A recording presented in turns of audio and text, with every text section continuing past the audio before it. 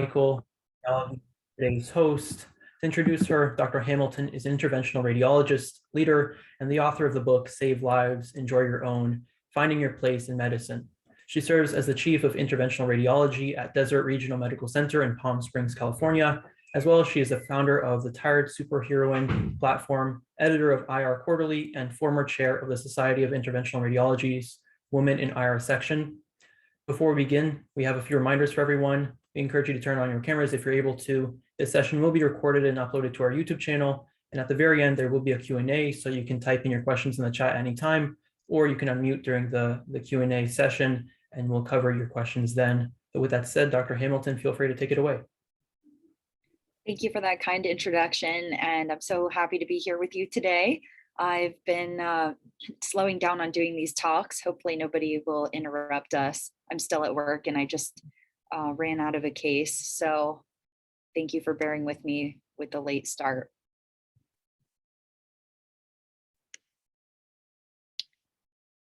So I am the chief of my section, which is interventional radiology.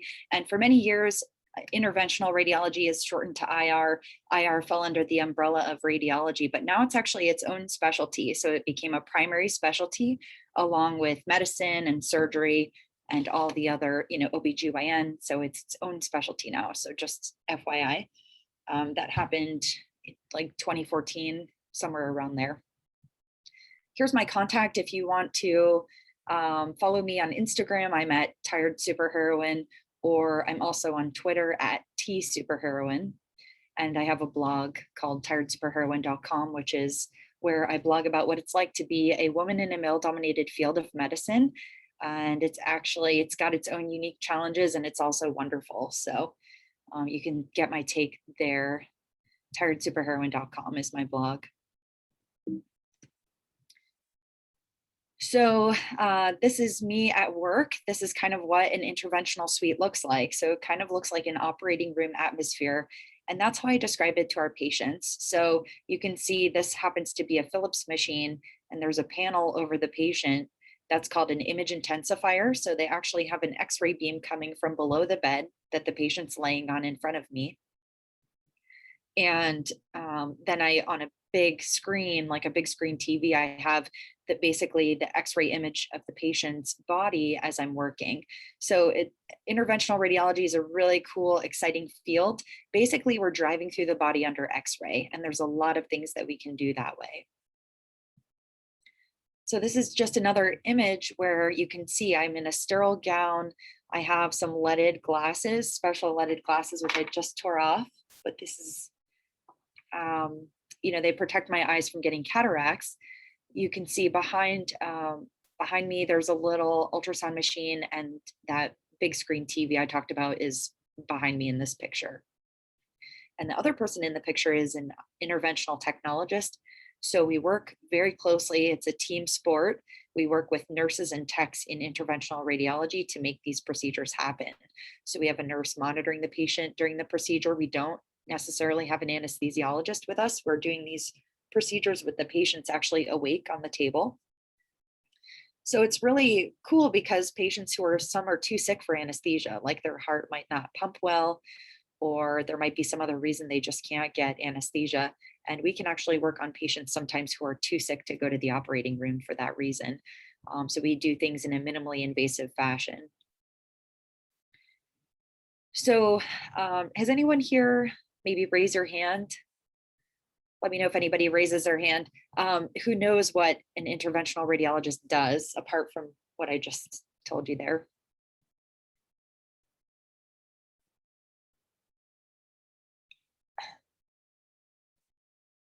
So IR, interventional radiology, we're commonly known for doing like PICC lines, which are these peripherally inserted IV lines that go into the central veins.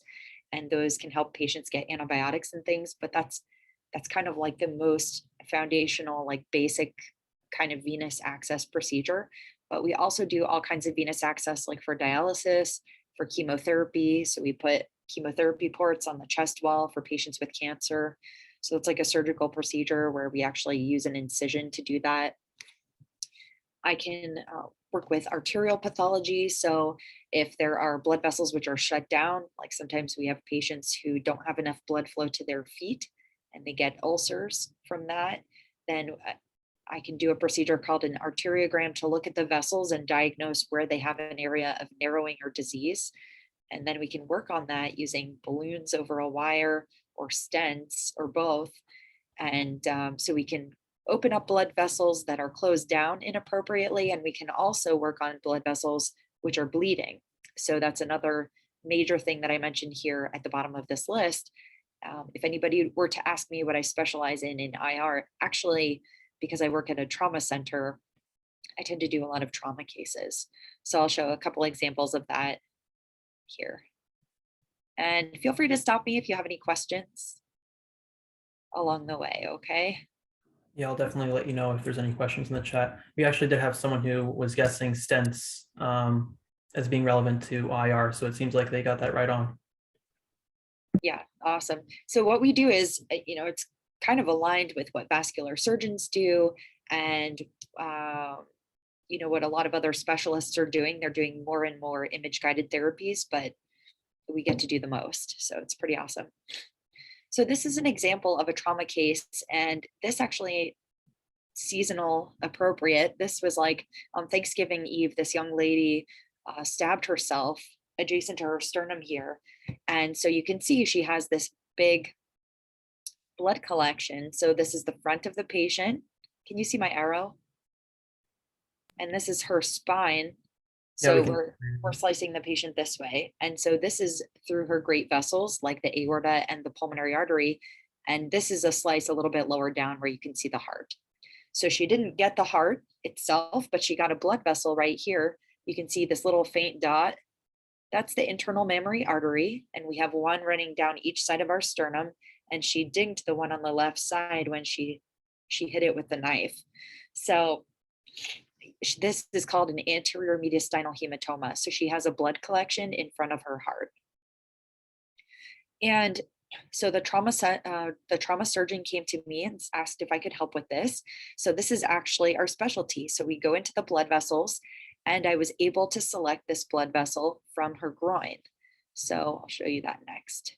So from the right thigh crease, that's where I commonly access the arterial system, and we can drive like many different places in the body. Some people access in the groin to go to the brain. I don't do brain work, but my colleagues do. So in any case, you see this little tube. This is the patient's spine. Now this is an X-ray. So you're looking at the left side of her chest. That's what this L means. And I'm putting my tube up her aorta against the blood flow and selecting this internal mammary artery, which comes off of that vessel. And then here you can see I wasn't sure if the knife would have gone straight through the vessel if it was transected, or in this case, I think what happened is that the blood vessel spasms. So it has some smooth muscle, and when it's injured or when it's bleeding, it actually spazzes down. So I was able to use a little tiny string, a little tiny catheter through the parent catheter. And here you can see the vessel injury. See how it's a little bit narrow there compared to here. And so I embolized, I crumpled a little piece, a little metallic coil. So I'm basically plugging the drain. Imagine I put a big Brillo pad into your drain, like a kitchen drain or something. So that's what we're doing here. This is like plumbing. So to prevent her from having more bleeding, I coiled beyond the injury, and then I go on to coil on the other side of the injury. So you might ask why we do both sides.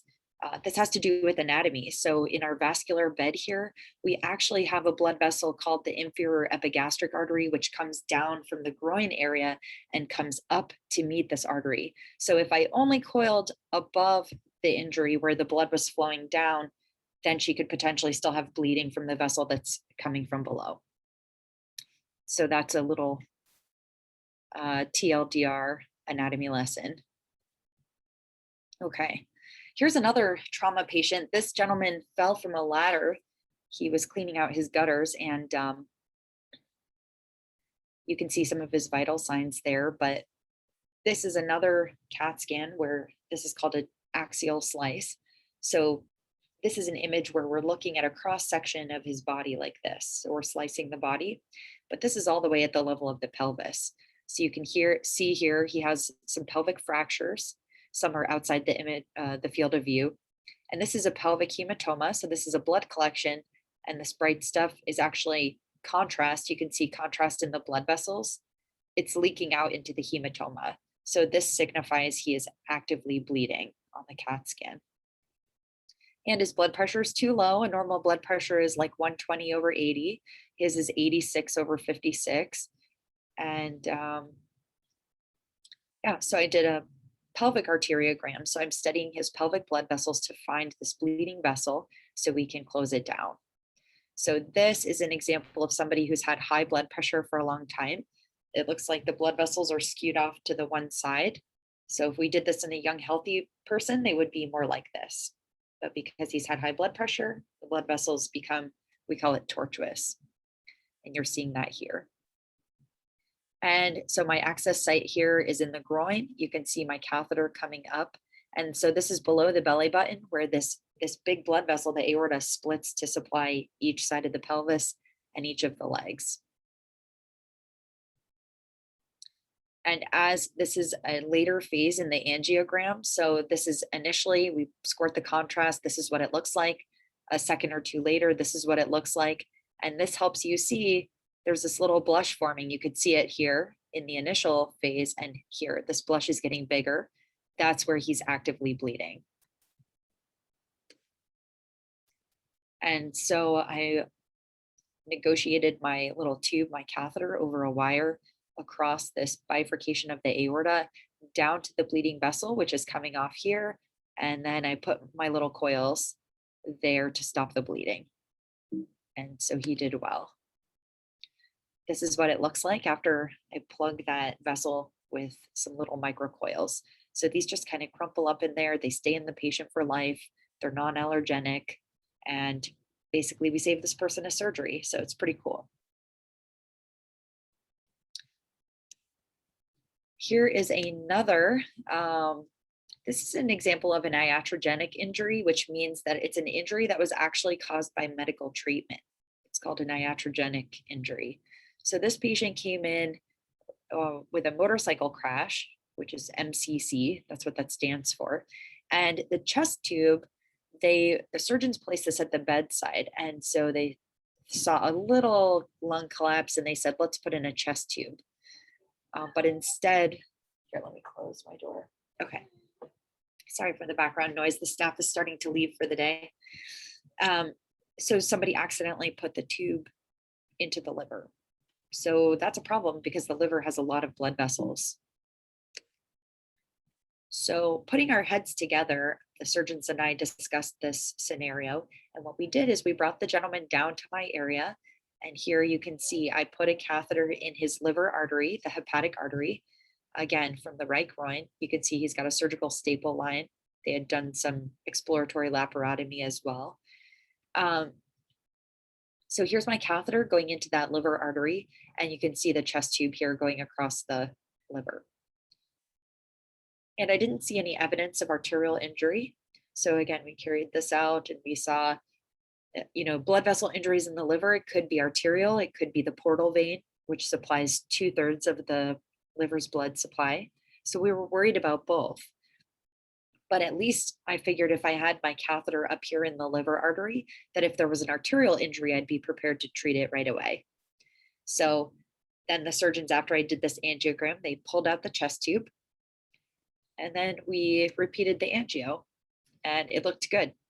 And we carried this out. If you image, you keep imaging over until the liver has the blood flow has gone through the system, then you can start to see the portal vein light up as well toward the end of that in a later phase.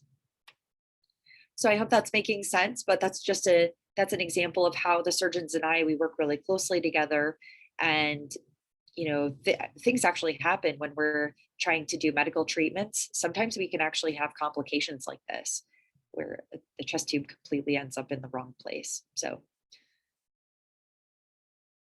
this was an interesting case. This was a gentleman in a motor vehicle crash, and he had displaced rib fractures. And so this time we're actually looking at him slicing the body front ways. So it's almost like you have x-ray vision and he's standing in front of you. And you can see, you'll just have to take my word for it since you guys are not radiologists yet. But here, this white stuff is lung. So this lung is compressed by fluid that's around the lung because the chest just has a fixed amount of space. So this is called atelectasis when the lung is crunched down. It's not aerated. Otherwise, it would be more black. And here you can see there's some active bleeding into the pleural space. So again, using the same technique, I was able to use a little tube called a catheter to select. You can see the squiggly artery. This is what the intercostal arteries look like. So if you have a rib fracture with active bleeding, then you want to look at these arteries. They run underneath the rib, but they're very squiggly. So, so this gentleman had a couple of rib fractures. And I treated that the same way. So I placed a little catheter, a little piece of spaghetti out there, and through that microcatheter, I was able to drop some coils. I also injected some gel foam. So we're basically sacrificing the vessel so that it'll stop bleeding. This was a crazy case. It was young guy went out to argue with his neighbor and his brother heard them like in a scuffle.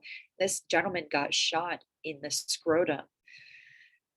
So during my procedure, I had them lock all the doors because there was a rumor that this guy, the neighbor, was still angry and he wanted to come finish the guy off. So it can get basically every trauma patient has a story. And sometimes it can be a little bit dicey being near the ER where we are. And so here you can see this is a catheter in his penis. So this is, again, we're slicing the body this way. Like these are his thigh bones, the femurs. And here you can see there's all this contrast extravasating. This is the base of the penis. So that's bad. And these are the arteriograms. So again, we get these really, I don't know if anybody else thinks these are beautiful, but to me, these are beautiful images where we see all the blood vessels and they are very spindly looking. So compared to like a previous image, you can see these blood vessels are kind of spazzed down. That's because the patient's in shock.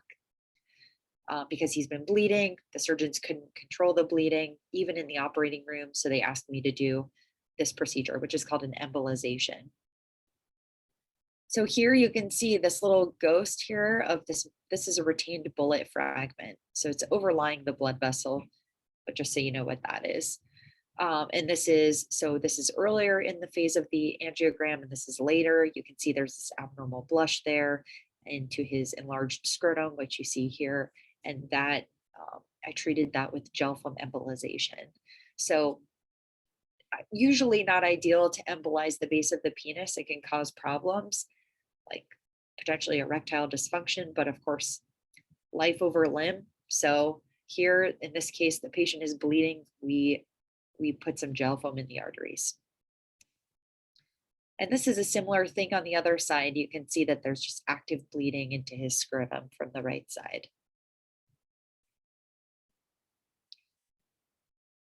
And here's a little trivia for you. So who pioneered angioplasty, which is a process by which you take a diseased blood vessel and you can dilate it, like using a balloon, without having to cut the patient open. So anybody knows, these are your choices.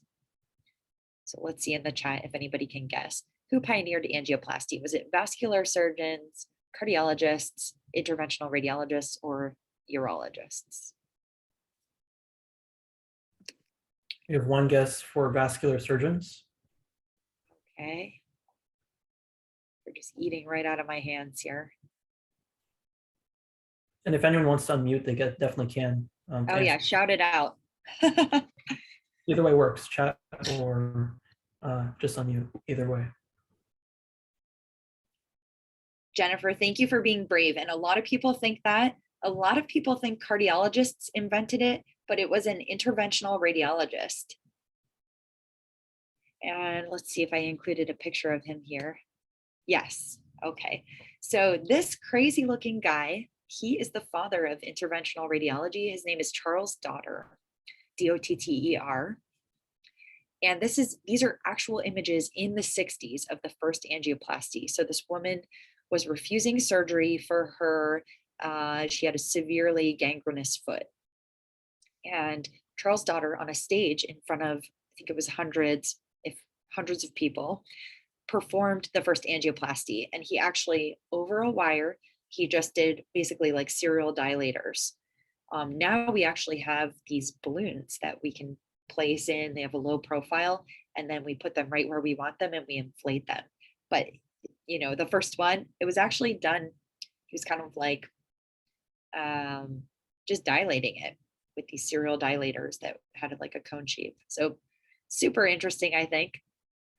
But go tell all your friends.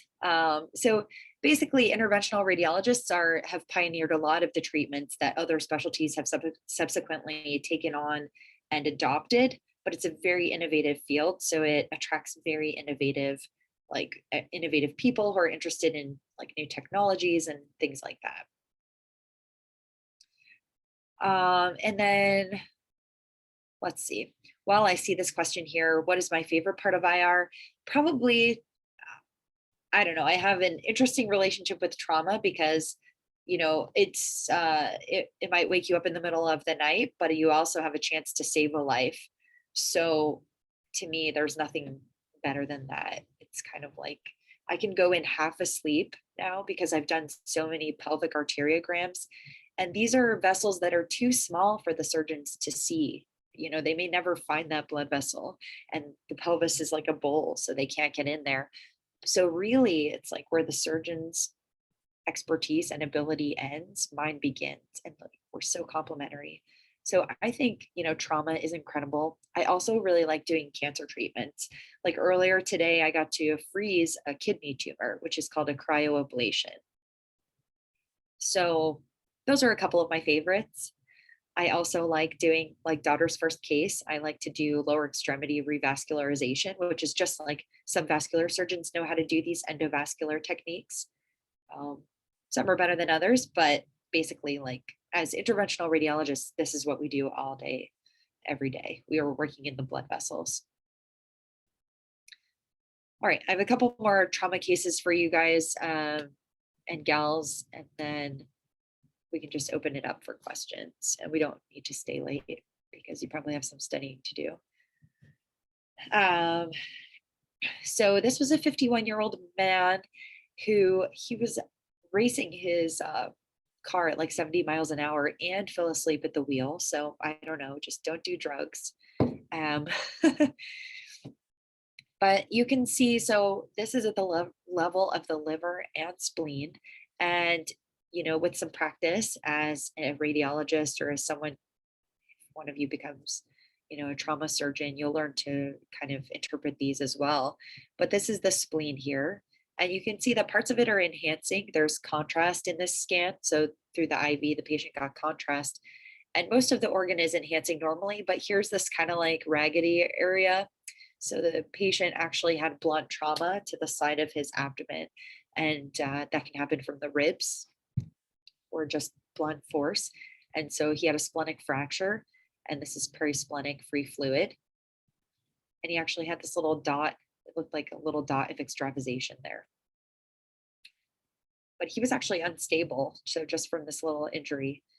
Here you can see I placed my tube through the splenic artery. It took a little bit of driving because the splenic artery is really tortuous or squiggly, to use a non-medical term. If you don't know what tortuous sounds like torture, but it means twisty. And here you can see that, this is a splenic angiogram. So we're looking at the blood vessels of the spleen, and you can see there's active bleeding happening. So these vessels get smaller as they branch out into the organ, but here there's just this blob. He's just actively bleeding out into the perisplenic space here. So that's what that curvilinear thing is. So this is a later phase in the splenic arteriogram. You can see there's the parenchyma of the organ. It should just be like homogeneously enhancing. There shouldn't be anything squirting out of it. That's active bleeding. So what we did is Using a little catheter, you can drive out, if you can find the specific vessel that's bleeding, you can just take out that little vessel. And so he'll stop bleeding. Pretty awesome. Okay, this is, I think, my last case. It's pretty dramatic, but this was like a 27-year-old gentleman. He was stabbed in the back and he was not feeling well, but his mom made him come to the emergency room. So here you can see these are the kidneys. And one of these things is not like the other. So this kidney has a huge pseudoaneurysm. So this is a vascular injury to the artery.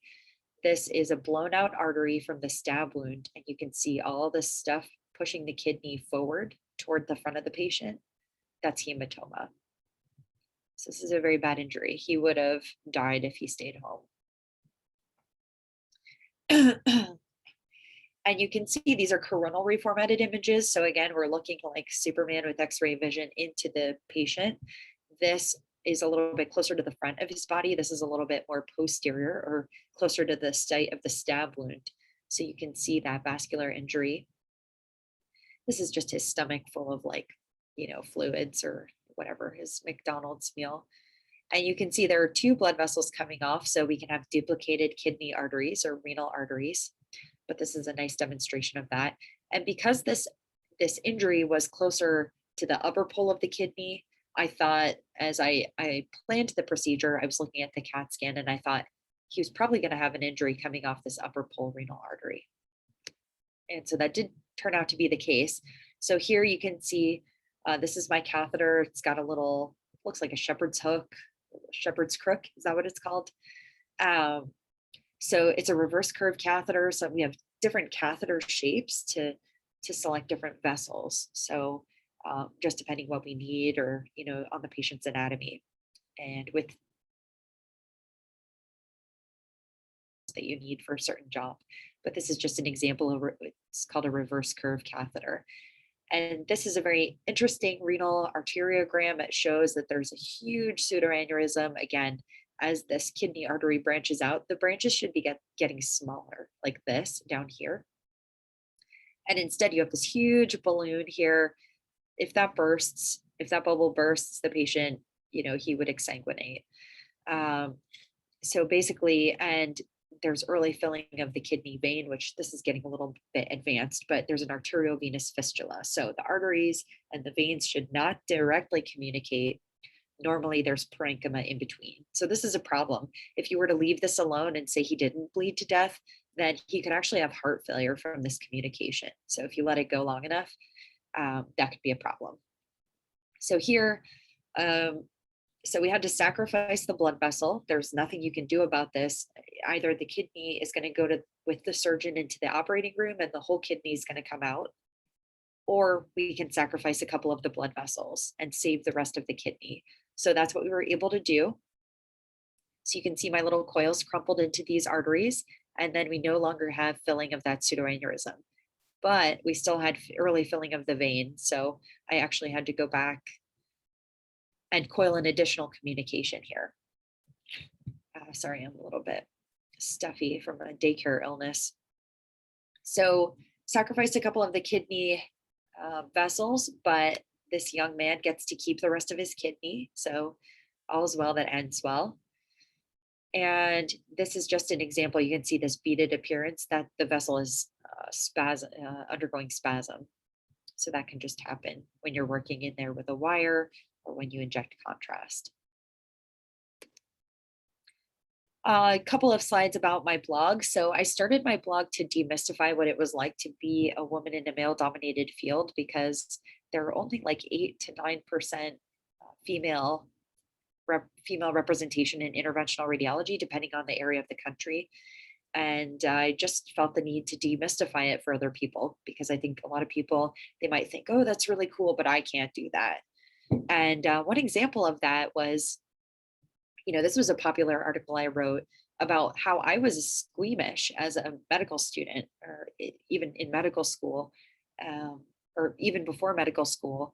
So I just want to encourage you that if you have this reaction, you can read this article. If you get faint at the sight of blood or something like that, I used to get faint if I had my blood drawn, or My first time in the operating room when plastic surgeons started hammering on this girl's nasal septum, I had to sit down. And I talk about some of these stories where, just so that these are actually things you can outgrow. You can kind of just get used to things. My first day in anatomy lab, I had to walk out of the room and then collect myself and then walk back in. So, like, it's not necessarily natural for you to just be like dissecting a cadaver. So, but you can actually get used to this. And now I can walk into a room and I'm so focused on that, say, trauma patient that, if there's blood everywhere, I don't have a reaction because I'm just focused on what I need to do. I went so far as to, after blogging for a few years, I wrote a book about it because I just feel like when you're, whether you're a pre-med or you're going through medical school, there can be a lot of confusing misinformation. And it's also a time where you need to really rapidly choose your specialty. So you're just kind of drinking all this medical information through a fire hose, they say. And at the same time, like some people will say, oh, this isn't a great career if you want to have a family. It's not a great career if you're a woman. And I just felt the need to say something about that because you can actually have the balance that fits you. Like for me, a balance I really like is work hard, play hard. So I'm at work. I just finished work and now I'm doing this like as a volunteer. But, otherwise I would be headed home. I would be, just hanging out with my family. And I'm on call for emergencies. But, this is the kind of life that suits me better than, say, just going to the clinic every day or doing something that's more routine, because that wouldn't suit my personality as well. So that'll be true for a lot of you. I want to share this resource as well. This is something that I actually recorded. And so, things to keep you going strong on the path to becoming a physician. And it's really easy when you're in that pre med track to think, or to look at somebody like me and think, well, she must have just done everything right. I mean, the field that I'm in is actually very competitive right now. And there are different pathways into my specialty, but it's kind of like becoming a plastic surgeon. Like if you don't get into a plastic surgery program, you can become a general surgeon. So, but if you want one of those plastic surgery spots, like it's extremely competitive. So, but I just wanted everybody to know, you don't need to be perfect. You just need to keep going. And so I have some examples of how that, some of basically my greatest failures.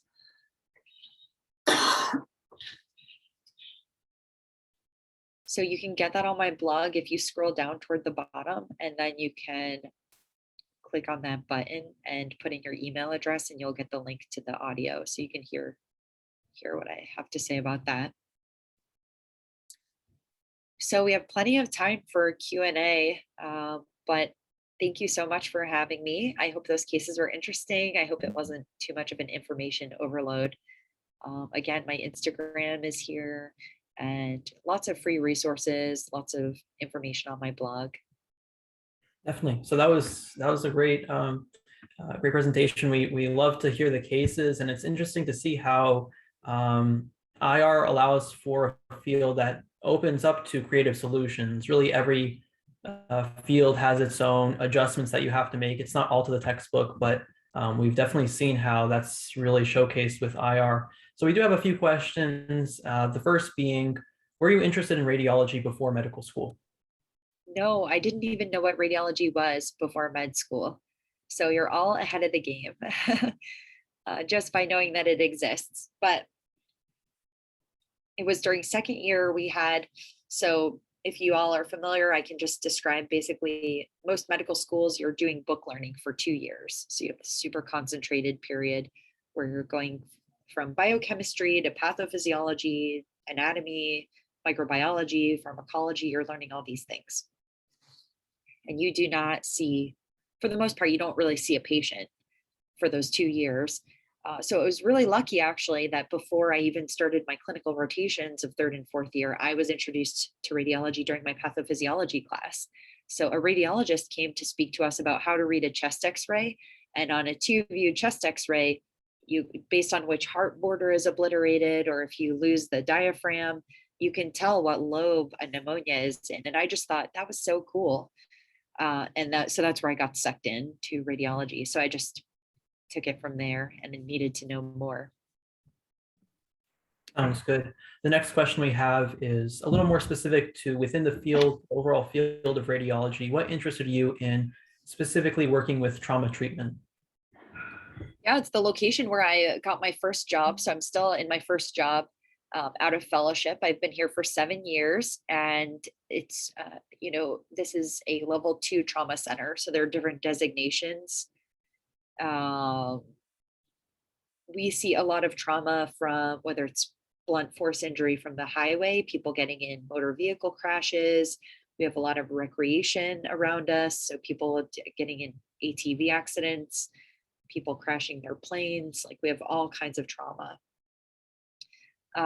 So just by nature of the institution that I primarily do this work at, trauma tends to be among my most interesting cases. There's also a cancer center here, however. So I do have a lot of interesting cancer cases as well. So we can do focal therapies, especially in the liver, where I do lots of biopsies and things like that. So that's why I think trauma is interesting. It's just an inherent part of my job. It's an opportunity to save a life. Like that person can go from very unstable, like bleeding to death, and then you plug the hole and their vital signs come to normal. And so it's very few places in medicine where you get that kind of instant gratification. And it's a beautiful thing. That's what a lot of people like about surgery, I think. But the problem with surgery is that the recovery is so long for a lot of things. So like in IR, you kind of get away with, you can save somebody's life through like a pinhole. It's pretty awesome. Definitely. So another person asks about kind of just the learning curve to operating the machines used in common IR procedures. What was the learning curve during training, and what is the machine like? Yeah, so the machine is called a fluoroscopy machine. That's the one that I showed in those initial slides. And that is similar to what they use in cardiology or in some other, in some more sophisticated vascular surgery offices or places where they have ceiling mounted units. So basically, learning those machines, they can differ between manufacturers a little bit. So and just basically what you're learning, it's pretty easy to step on the pedal and take a live x-ray of the patient, but the learning curve is more protecting yourself from radiation and how to use it properly so that everybody in the room gets the minimal dose. So, we have all kinds of shielding around the room, how to use the machine, how to, magnification, how far the II is from the patient, bringing that panel down close to the patient reduces your dose a whole bunch. So there are lots of tools we have to minimize your dose to make it as close to zero as possible. But, the X-ray beam is going into the patient. It's just you want to prevent any X-ray energy from scattering toward you. So that's really the learning curve, is like when you become a radiologist, you're learning about all these physics so that you know how the machine works so that you don't get injured by the radiation. And then, the other machines we use are like ultrasound machines. Ultrasound is its own art. So like earlier today, I did a pelvic abscess drain with ultrasound. So in real time, using ultrasound with one hand and a needle in the other, I can drive a needle right down into that. And I got, like a whole syringe full of pus. So again, instant gratification.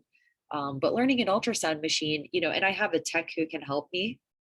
So there are dedicated ultrasound techs, dedicated IR techs, and they all know the equipment as well. So they're there to help you. They're like your right hand man or woman. Other things we use CAT scan as well. Sometimes I'll do like particularly bone biopsies or deeper biopsies. I use CAT scan for guidance. Earlier I mentioned I did a cryoablation. So that equipment is, I had an industry representative, so he just runs the machine for me. That actually freezes the tumor right where it is using argon gas.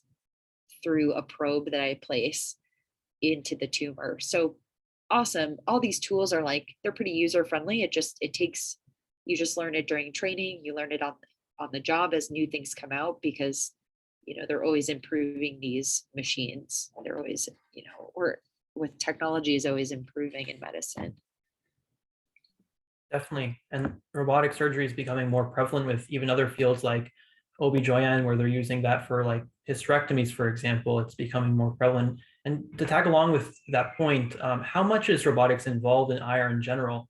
How much does it play a role in your training? How often do you train with it, and your day-to-day life? How often do you use it? Yeah, not at all. At this point, there are just some research models using robot arms to like, so basically what I'm doing as a radiologist is like, say this is the person's body and there's like a little tumor right here. So I'm going to use like an angle, I'm basically using geometry in my mind and with the images to guide a needle away from any critical structures like blood vessels and into my target. And so some people have tried to design robots to do that for you, so that rather than me doing it manually or like doing geometry in my head and saying, okay, I should go at 60 degrees to the skin surface, they're trying to get robots to do this. I think it's pretty far off. I think, and the other benefit, if we have any robotic help in the future, would be, then the operator, I'm protected from radiation by a suit, but if I'm further away or if a robot is doing any part of that, it could potentially reduce any exposure to radiation. So that would be a benefit, but we're not there yet. And really, the most important thing is to just know how to use the machine properly, which is just part of the training. Yeah. Also, going back to how you said that you specifically like to specialize in trauma centers because it's just something that attracts you, the trauma kind of environment. Outside of that, for those who might be interested about, what other work environments does IR offer? What other environments do IR physicians also work in outside of trauma centers? Yeah, that's a great question. So most of us, when we are becoming radiologists or interventional radiologists, we're training at mostly academic centers. So like these big ivory tower places, we go to like Harvard, or, we go to MD Anderson, we go to these places where they do a bunch of research. They have a lot of teaching faculty, but there are some, and then fewer programs are more at like community locations, like so I'm more out in the community. So I'm not doing any research on purpose. And so that's one big bifurcation, is like more of an academic environment versus a more private practice or community environment. And then other environments, there's the outpatient based lab, which is becoming more and more of interest to people, which is basically that a lot of these minimally invasive treatments can be done outside of the hospital. And so that's a really cool thing that some people are diving into, that, that could be part of my future as well. But that, then you're not necessarily taking care of the people who are bleeding to death. You're taking care of elective cases. So you're doing, say, like tumor embolizations and things like that. So you're just doing routine cases, and you may not have any call at night. You may just be on call for one or two patients who, to see if they need a pain med later. Whereas when I'm on call here, like someone could have a bleeding episode anytime. So yeah, there are lots of different types of jobs where you may have more or less call depending on how many people are in your group. You may have, the different things you get called about can vary based on what your hospital offers or what they specialize in. And then of course, yeah, geographically, there are so many differences. So not everybody's job will look like mine, but I'm very passionate about people branching out into the community, because a lot of people are clustered in the major cities, and really when we bring these kinds of skills to the community outside of these bigger cities, we're really making a big difference for patients. Absolutely. And you kind of already have kind of touched on this next question, but IR is definitely a field that allows for, like you kind of touched on earlier, creative solutions, like combining different procedures or just in general adjusting to situations in ways that aren't usually done in other fields. Obviously, medicine encapsulates that because it doesn't always go by the textbook, but with IR, it's really a space that allows for creative solutions. So outside of the cases that you showed us today, any cases that really popped out as showcasing that feature of IR specifically? Oh, like the innovation? Yeah, exactly. Yeah, and it takes people a while to adopt it, but yes, so I can tell you this this kidney tumor ablation that I did today, that's still not something that a lot of people in the world know about. So they think if you have a kidney tumor, you go to a kidney surgeon and they lop out part or all of your kidney, and there it is, it's gone. Okay, so but more and more people, even young people. So initially, this ablation procedure was favored for people who were too sick to go to the operating room.